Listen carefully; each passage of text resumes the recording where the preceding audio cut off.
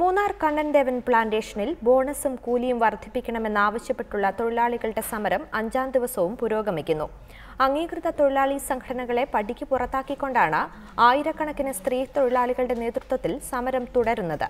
ഇതിനിടെ ഒത്തുതീർപ്പ് ചർച്ച നീട്ടിയതിനെതിരെ തൊഴിലാളികൾ ദേശീയപാത ഉപരോധിച്ചു. സംഘടനകളെ ഒഴിവാക്കി ആയിരക്കണക്കിന് സ്ത്രീകളുടെ നേതൃത്വത്തിലാണ് മൂന്നാറിൽ 5ാം ദിവസവും സമരം തുടരുന്നത്. രാവിലെ മുതൽ മൂന്നാർ കണ്ണൻദേവൻ പ്ലാന്റേഷൻ ഓഫീസിന് മുന്നിൽ തൊഴിലാളികൾ ഉപരോധ സമരം ആരംഭിച്ചു.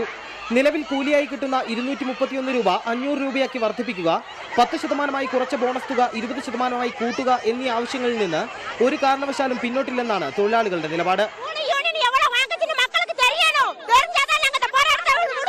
സമരത്തിനിടെ ദേശീയപാത ഉപരോധിക്കാൻ ചില തൊഴിലാളികൾ ശ്രമിച്ചുവെങ്കിലും പോലീസ് ഇടപെട്ട് പിന്തിരിപ്പിച്ചു. സംഘർഷം ഒഴിവാക്കാൻ തുടർച്ചയായ ഇടപെടലാണ് പോലീസ് നടത്തിക്കൊണ്ടിരിക്കുന്നത്.